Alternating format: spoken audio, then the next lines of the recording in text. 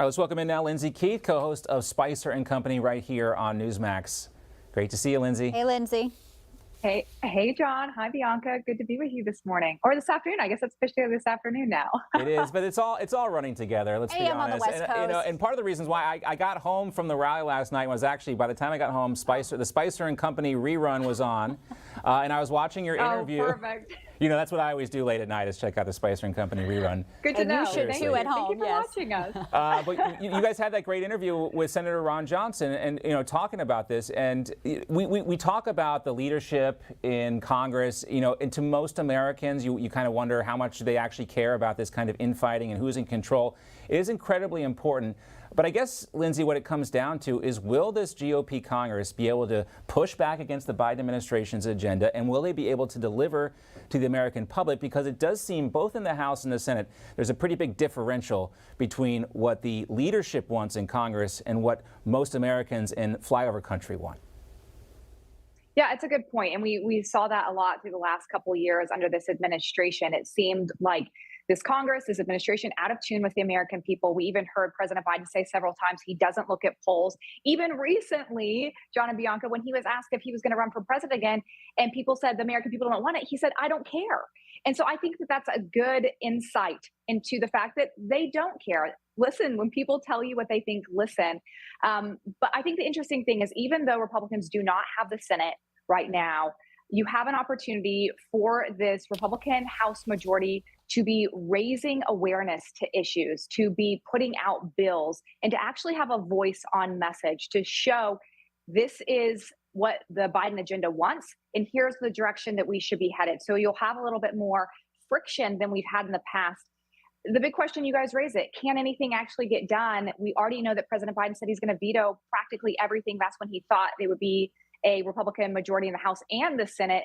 Now that we know that Democrats have the Senate, it really feels like we almost have a stalemate for the next 2 years, which is unfortunate for the American people. Yeah. And is it, though? Is it unfortunate for the American people? Because if they're able to stop, these bills, like the spending that we've seen, if gridlock leads to that, and that, I think that might actually be a good thing for the American public. But sorry, I just no, it's valid sometimes people actually like the gridlock. You don't want government to do anything, especially when they're going so far down the road that the Biden administration was. That's a good point.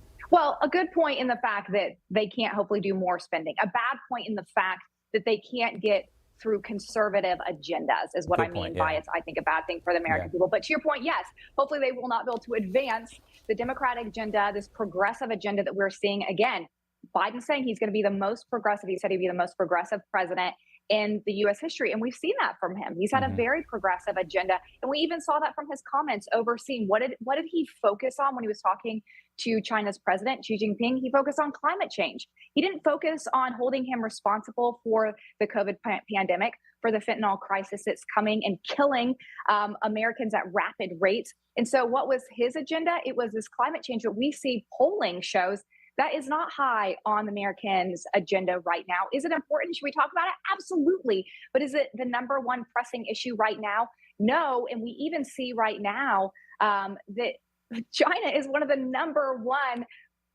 you heard President Trump mention that when it comes to climate change. So we do got to talk about it, but no one's holding them responsible at the same time.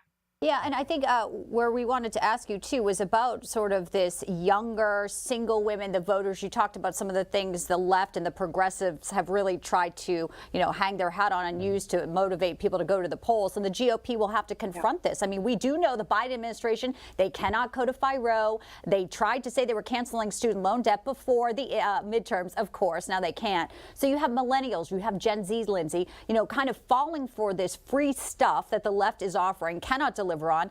How does the GOP contend with that and combat that? It's a great question, Bianca.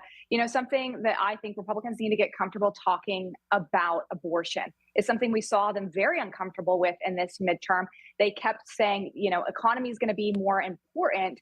But at the same time, we saw exit polling showing it was the second most important thing to voters. And so this is an issue that's not going away. We know that it's a state's issue now. And for that reason, Republicans have to start figuring out their message on it. And we know that conservatives have the winning message on abortion because polling shows that people want limits. And if you talk to Democrats, they can't say it when they want a limit on abortion. And so Yeah. I think Republicans got to figure out that message. And to the talking about young women vote, we know that 72% of 18 to 29-year-olds women voted Democrat. I mean, that's an issue. Republicans need to figure out how to capture the young vote. And that's my big question with Trump's announcement last night.